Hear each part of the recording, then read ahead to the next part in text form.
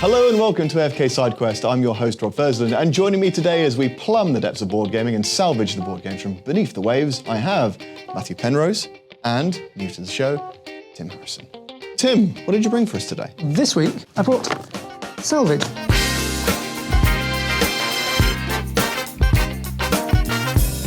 The game we're about to discuss is a free copy for a Kickstarter that's due to come out a bit later this month, which does, of course, mean that the rules we're about to discuss may be subject to change. However, with that being said, Tim, how do you play Salvage Hidden Treasures? So the aim of the game of Salvage is to, primarily, salvage. You've got to try and go around, get as much treasure as you possibly can.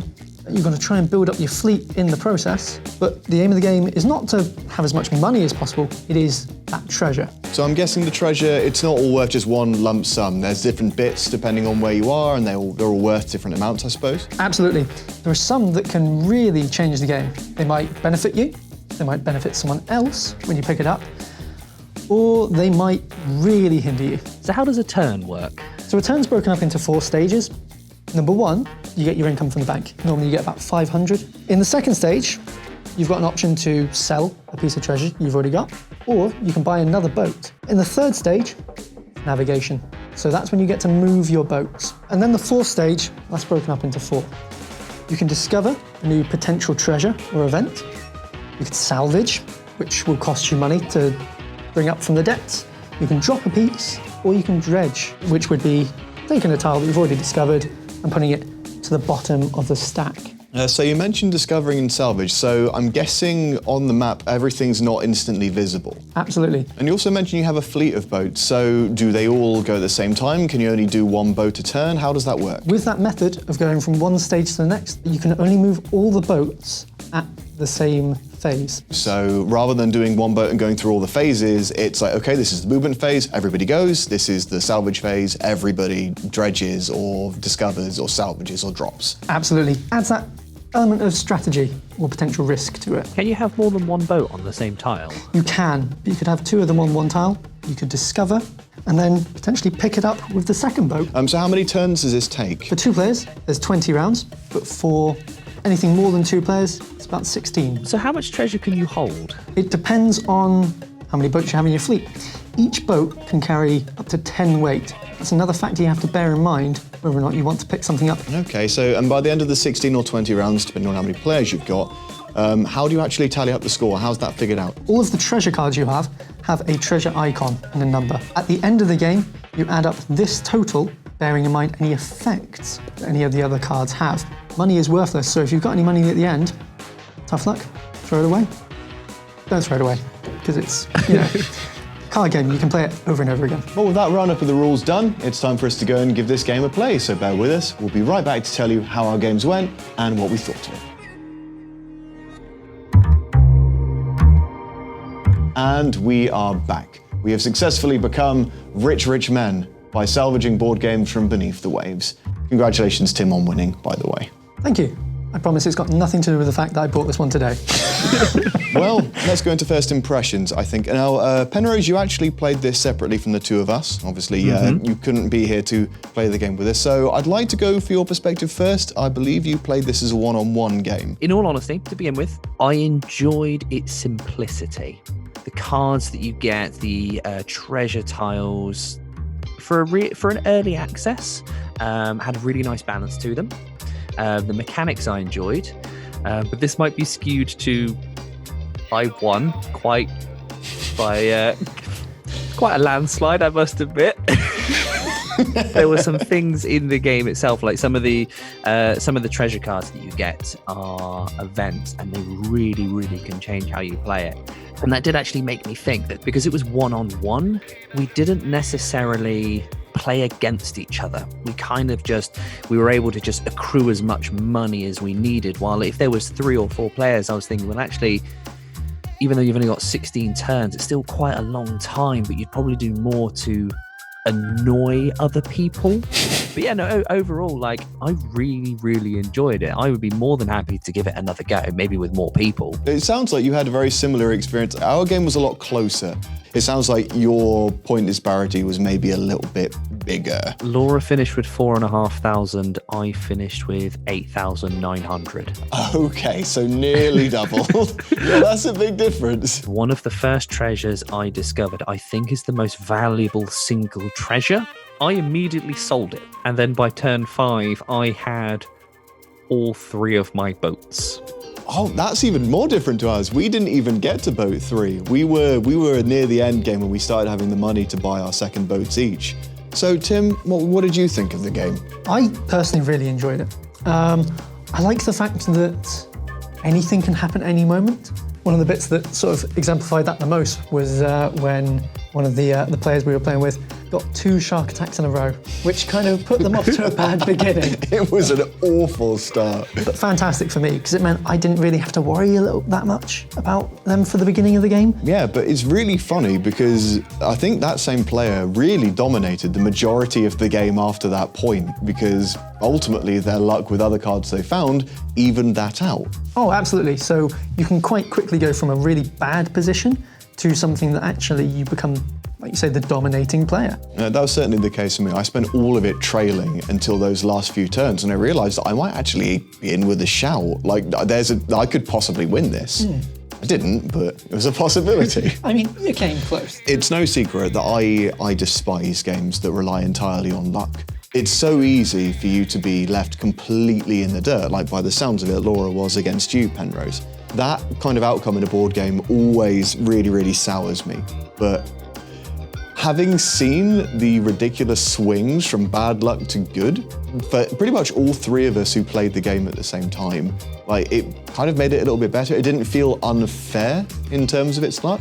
It did feel like it could still be all to play for, even in the final turns. I like that even in those moments, there still feels to be a small amount of strategy you have to come into it with. Towards the end of the game, I was really taking a while just to try and figure out whether or not it'd be worth me dropping a card, just so I can pick up something that was a little bit heavier. And I found that sort of saved me at the end. Out of curiosity, did anyone utilise trading between players? We didn't. We didn't. We discussed it at one point. There was a very, very early discussion when it was possible for me to swing by and steal from another player a very, very decent card. So in our game, we didn't trade.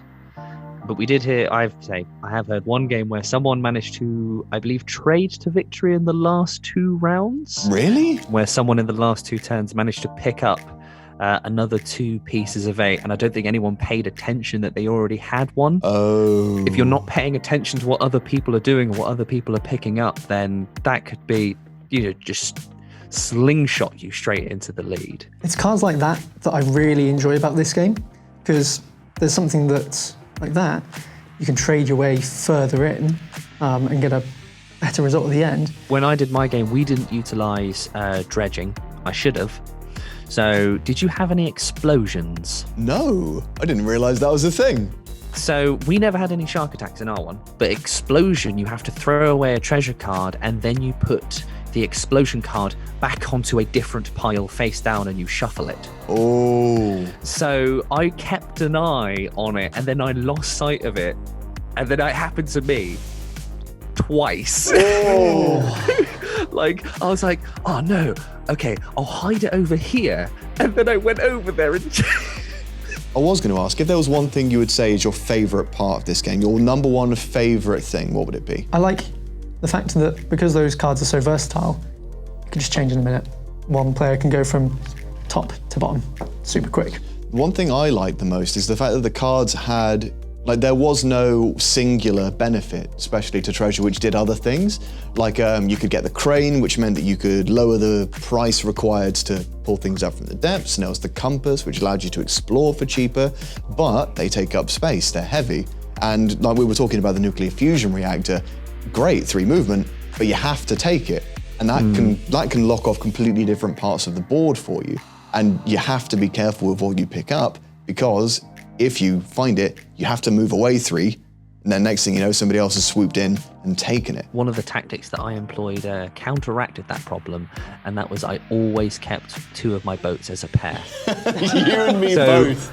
So move one, move the other, discover one, salvage with the other. On a more negative note, what would you say was your least favorite thing about it? What do you think maybe let the game down, or you think could have been better? If you think there was something bad about it, is there any way you'd possibly improve it? For me, and I think this is probably going to be addressed, was the texture of the cards was so odd for me. But the fact that that is the only real problem that I have with it speaks volumes. Yeah, I think you're quite right. I personally didn't notice anything weird or unusual with the cards. I thought they were, honestly, in terms of card-based games, probably some of the better quality ones I've played with. To me, it's kind of a small thing. It's not even necessarily the game itself. It's kind of just the box itself. Inside the box, it's just, there's nothing to divide everything up. Even just another cardboard insert to space out how the cards are organised when you put it away, I think would just make it a little bit more organised. But overall, it's a very, very small gripe in a game that actually I really enjoy. So it's me just being very nitpicky, if I'm honest. I'd like to think that so far, what we've said about this game, none of it has been about the mechanics. No, not at all. I generally dislike this kind of game. I don't like games that rely entirely on my own luck, because my own luck is awful. But no, I can't really fault the game for it. It's not like others where I feel like the luck has caused a very unfair advantage. I think this one was very open-ended, very, very fun, very fair, very quick, very easy, and ultimately very fun. I mean, that's all you want in a board game, right? I also think with the luck element, because it's how the board is dealt, it's the same for everyone. Yes. While when it's the roll of a dice, it changes every round. I'm really impressed with the fact that they've taken a very eco-friendly stance. I'm really impressed that that's a deliberate stand to take, because you find so many board games which do rely on their plastic pieces, and it is really kind of refreshing to find a board game that is doing its best to avoid using that. In a game that is all about trying to find things that have been maybe dredged up at the bottom of the ocean, I think one of the things they took into consideration is they don't want one of those things to be plastic. Okay, so when is the Kickstarter going to go live, and when it does, how much are we expecting the base price of the game to be? The game is due to go live on Kickstarter on the 27th of October. It's going to be for the base game £27, but there are some additional things that they are working on. So there might be some extra things that might add different mechanics to the game. So presumably that will be when the Kickstarter goes live on the 27th. One would presume. Well, with all that being said, thank you very much for joining us on this very nautical episode of AFK Sidequest. You can find a link to the Kickstarter in the description below, so on the 27th of October, please feel free to come back to this video, give it another watch, just to keep those views up, and then go through to the Kickstarter and see if it's going to tickle your fancy, see if this is a board game you want in your collection. So, I've been Rob Fursland. Thank you again to Tim Harrison and Matthew Penrose for joining me today. Have a lovely evening, and stay safe. Goodbye. Can you please not?